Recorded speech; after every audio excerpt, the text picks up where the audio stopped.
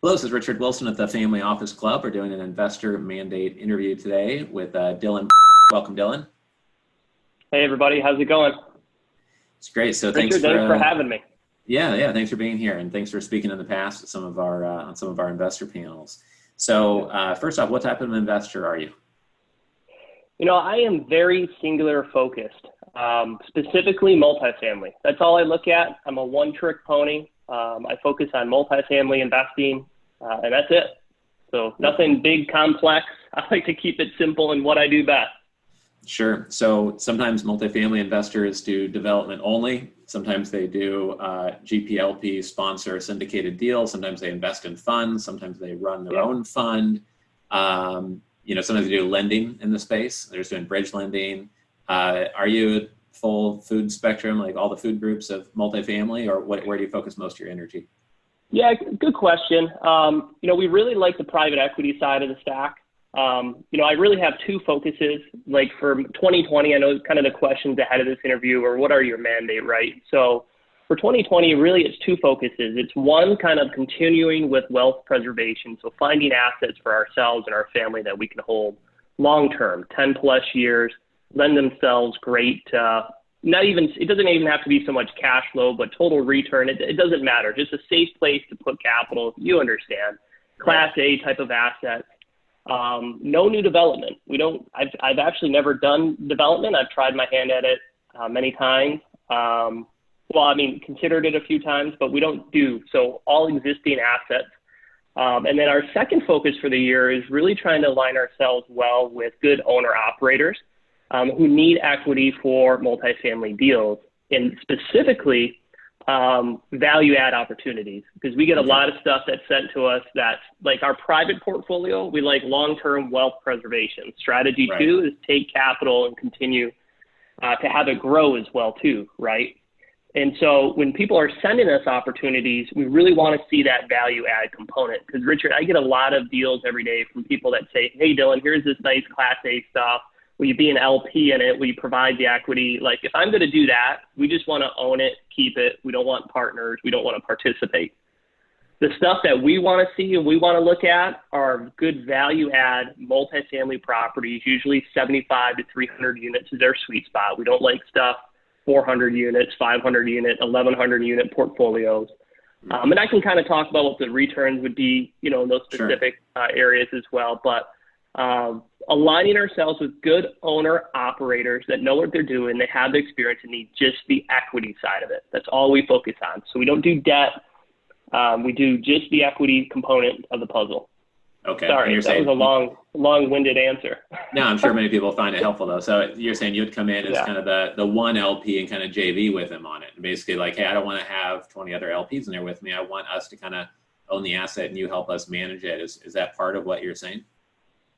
Yeah, so I guess let me get specific there. So when people approach us for deals and they want us to place equity in their properties, I don't mind being an LP in the property. In fact, I really enjoy being the LP. I don't want to manage, right? I don't want to think about the asset. I did that for a long time. So we don't mind providing the capital, but it depends on, the amount of capital that's needed. Sometimes we have people come to us and they say, hey, Dylan, I only need to make up a quarter of the equity stack or half of the equity stack. And in those scenarios, we're pretty hands off. It's not until somebody comes in and says, hey, can you provide the majority of the equity? And then we're going to want typically some carve outs, right? And so just some decision making in terms of management, buy, sell actions, decisions over a certain dollar amount or threshold. But for the most part, we like to be entirely hands off. I don't want to, so we'll participate as an LP. I don't want to think about owning or managing or sit in the leasing office if the leasing agent quits or deal with any of that stuff, Yeah. So. Yeah. Okay. Makes sense. What about geographies that you're open to versus prefer? Yeah. So we're looking really at, if people are seeking an investment in equity, we're looking nationwide. And this is interesting. I am looking for some specific international stuff too, like Costa Rica, Belize, kind of down south, But nationwide here in the U.S. in high growth marketplaces. So they got to be stabilized markets. They got to be surrounding a major metropolitan area. But we'll look, I have like for our private portfolio, I have areas that I'm very specifically focused on. So like areas like Arizona, Portland, Florida, Michigan. Obviously, we're from Michigan. We love the Michigan market. I love the St. Louis market, Texas, that type of stuff. Okay. Okay. Great. Yeah.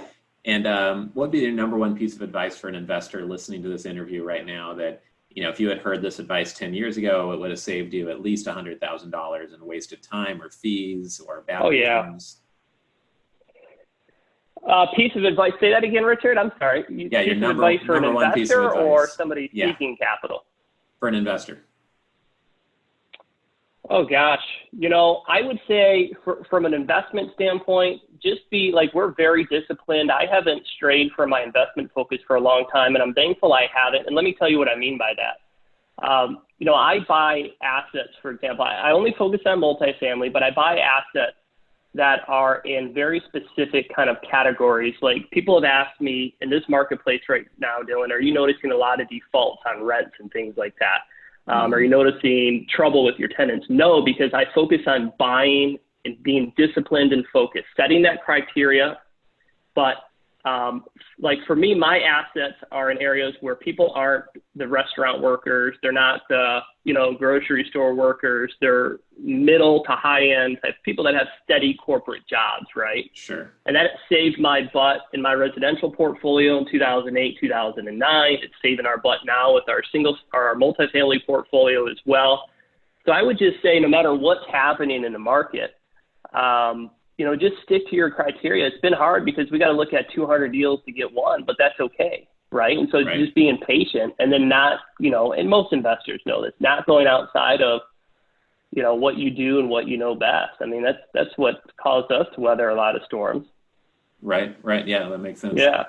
And what's the best way for someone to get in touch with you, Dylan? Is it, do you prefer LinkedIn or email or phone? The best thing for me is to go to our site, and you can either schedule a call with me on demand. We have a nice little feature there. You can just click schedule. It'll show you. I set aside times every day for that. Or submit an email through the website as well. That's usually best for me. Okay, great. Well, I appreciate your time here today, and then hopefully we'll be able to have you join us on one of our virtual investor panels, coming up here over the next 2 months as well. Yeah, that'd be fun. Thanks, Richard. Yeah, thanks, Dylan. Take care. Yeah.